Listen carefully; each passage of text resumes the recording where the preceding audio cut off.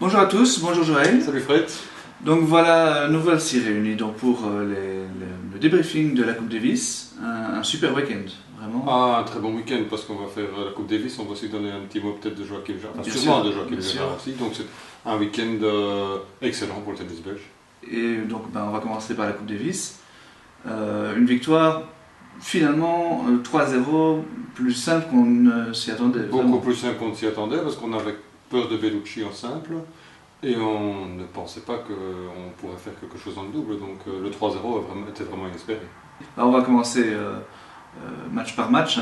D'abord David qui a vraiment assuré son rôle de leader. Oui, tout à fait. Il a montré que effectivement la Coupe Davis lui tient à cœur, que s'il l'a fait, c'est pas par-dessus la jambe, c'est qu'il s'implique vraiment. Oui, Et parce Oui, il était légèrement en question, enfin certaines personnes avaient sous-entendu que peut-être après les contre-performances qu'il avait faites récemment, qu'il pourrait ne pas venir.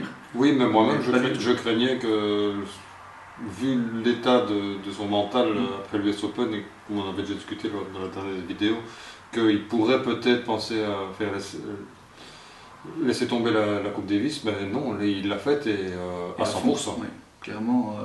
Parce que le jeune Montero, j'avoue, moi j'ai pas vu le match. Le jeune Montero, c'est un bon jeune joueur qui grimpe et donc le battre comme ça en 3-7, même si le dur évidemment favorise David par rapport au Brésilien, ça reste quand même une performance 5 étoiles certainement. Ah oui, il n'y a pas eu match. Donc, On passe à Steve qui lui a fait, on ne peut pas parler d'exploit, mais c'est quand même une très très grosse performance. c'est une très grosse performance parce qu'il a vraiment étouffé Bellucci. Il a montré, mais on en avait parlé également, que Steve, physiquement, je ne l'ai jamais trouvé aussi fort. Eh ben, il l'a prouvé parce qu'il a étouffé Bellucci physiquement. C'était vraiment un mur, il a tout remis pendant des échanges de 30-40 coups. Ben, c'est lui qui les gagnait, donc franchement, chapeau à Steve. Et Bellucci qui n'est pas que un joueur de terre battue, il sait très bien jouer sur dur. Ben, il l'a prouvé contre Gauchin Rio, bien sûr. et contre Nadal à Rio. Il a pris un set à Nadal aussi. Donc vraiment, c'est une super performance. Mais parler d'exploit, c'est vraiment seulement pour le double qu'on peut. Ça, c'est véritablement un exploit. Oui, ça c'est vraiment l'exploit parce que c'est totalement inattendu. On avait dit que le double on ne le gagnerait pas, qu'il y avait une infinitésimale chance de le gagner. Je dois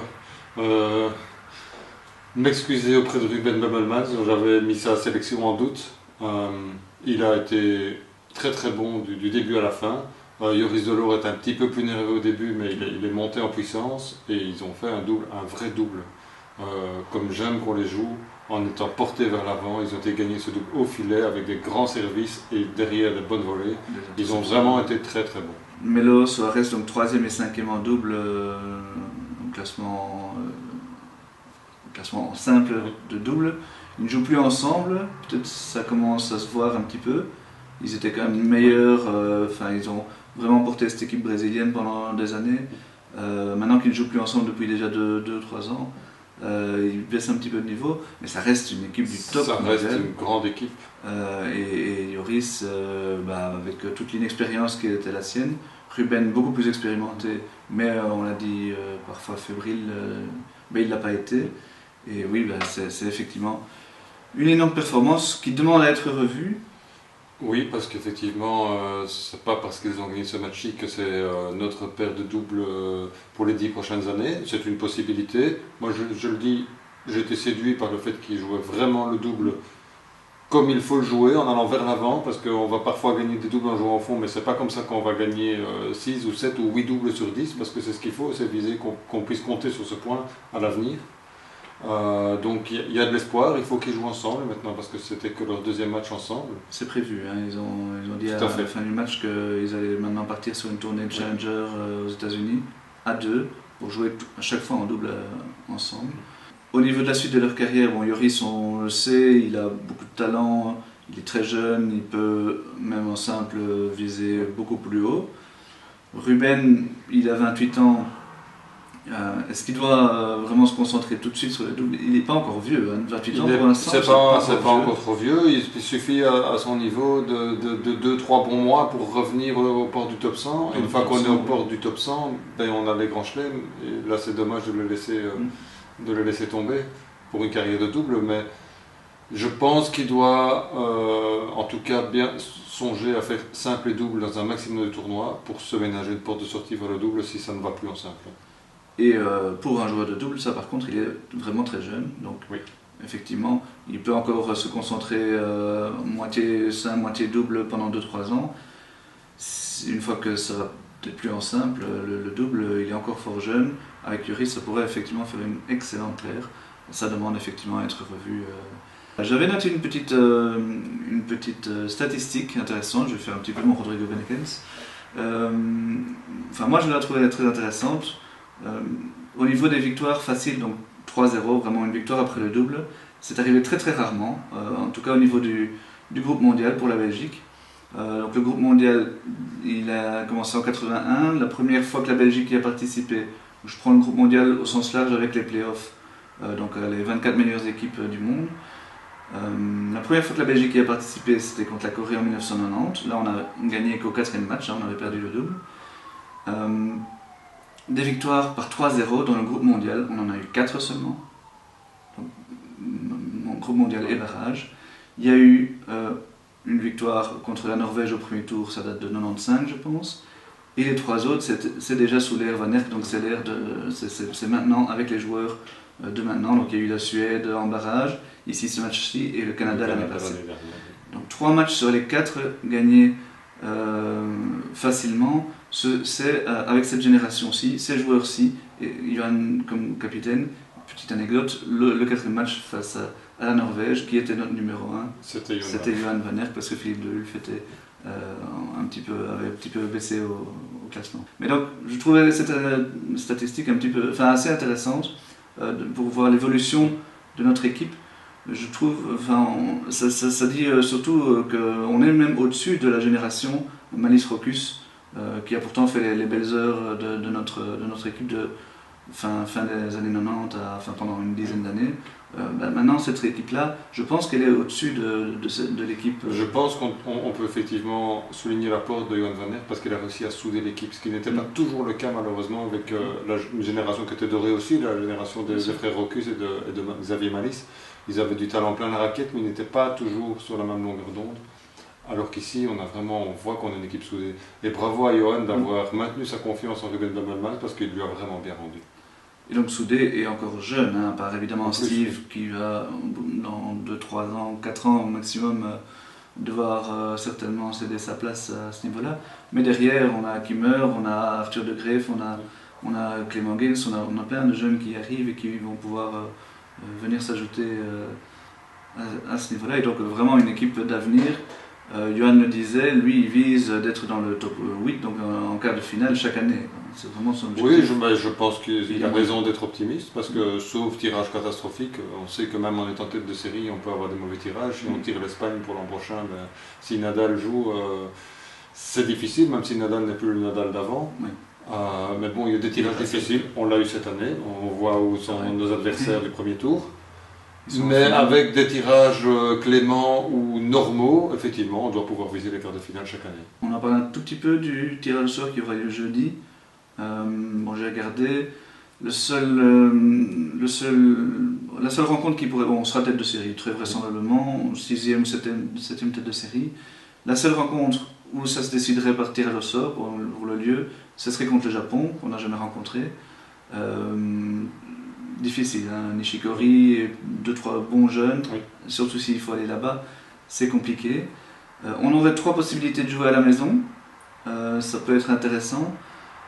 C'était de mémoire, il y avait la Russie, qui n'est pas un foudre de guerre. Plus une grande nation, là j'ai un petit truc, j'ai l'Italie, qui à la maison, on choisirait le dur, ça pourrait nous faciliter, même si Fonini, c'est pas des manches non plus. Et la 3e équipe, c'était justement le contraire, une équipe plutôt de surface rapide, j'ai oublié comme ça, je crois que ce sont les États-Unis, Isner et Sok, mais dans ce cas-là, on les jouerait sur terre battue, ce qui pourrait nous faciliter les choses aussi. Mais tous les autres matchs, ce serait à l'étranger, pas forcément évident. Enfin, il y a le Canada, si Raonic ne rejoue pas, qui même là-bas devrait être faisable. Les 3 autres, il y a l'Espagne. Là-bas, sur terre battue, Nadal, Ferrer, tout ça, probablement, c'est presque injouable. Et j'ai oublié les deux autres, mais c'était de toute façon des rencontres compliquées à aller jouer à l'extérieur. Donc voilà, vraiment, à part le Canada, il vaut mieux tirer une des équipes qu'on pourrait avoir à domicile. Donc on l'a dit, dernier petit mot, enfin un mot important parce que c'est pas anodin, les Jeux paralympiques, avec une belle médaille. Une très belle médaille de bronze pour Joachim Gérard. On avait dit qu'ils étaient 5 ou 6 à pouvoir briguer la médaille. On n'avait pas pensé à Alfie Hewitt, qui était un excellent jeune, qui a prouvé tout au long du tournoi qu'il a mérité sa médaille. Parce que la demi-finale contre Joachim Gérard, il a fait un très bon match. Joachim n'a rien à se reprocher sur ce match-là. C'est vraiment son adversaire qui a su hausser son niveau de jeu.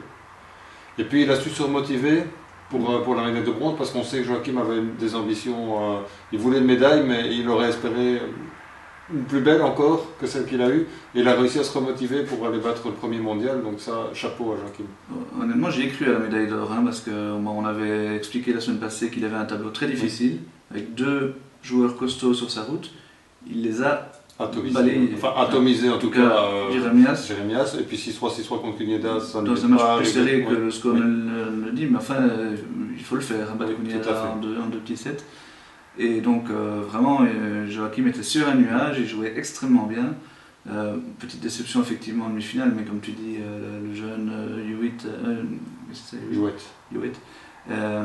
vraiment l'avenir du tennis en fauteuil, c'est vraiment un futur grand.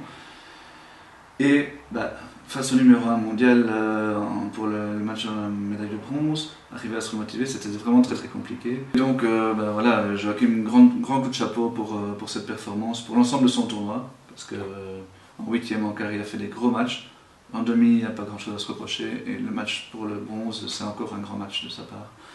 Franchement, il avait un petit peu moins bien joué pendant l'été, enfin en tout cas Roland Garros, Wimbledon, c'était un petit peu des déceptions. Donc on ne savait pas trop quel niveau il allait pouvoir atteindre, mais là franchement c'est juste génial. En plus toute la délégation en fait... toute la délégation belge est à féliciter, parce qu'on n'a jamais eu... Enfin on a eu plus de médailles, mais dans une ancienne version des Jeux paralympiques où il y avait beaucoup plus d'épreuves, donc c'était plus facile d'avoir des médailles évidemment. Mais ici, depuis cette nouvelle formule avec un nombre d'épreuves restreintes, c'est la plus belle performance de la sélection belge. Et c'est vrai qu'on peut franchement féliciter ces athlètes qui nous ont montré qu'avec du cœur, du courage, on pouvait arriver au bout de ses rêves. Voilà, c'est la fin de cette vidéo. Je vous retrouve dans une semaine ou 2 maintenant, 2 semaines, pour le carnet de notes. Et nous, on se reverra peut-être pour le tournoi d'Anvers. On pourra parler du tournoi d'Anvers. Oui. Première édition du tournoi d'Anvers, le retour d'un tournoi masculin à Anvers. Ça peut être sympa, avec David Goffin. Et aujourd'hui, ils ont annoncé également les wildcards pour Darcy et pour Delors. Donc on en parlera certainement à ce moment-là. Salut! Salut!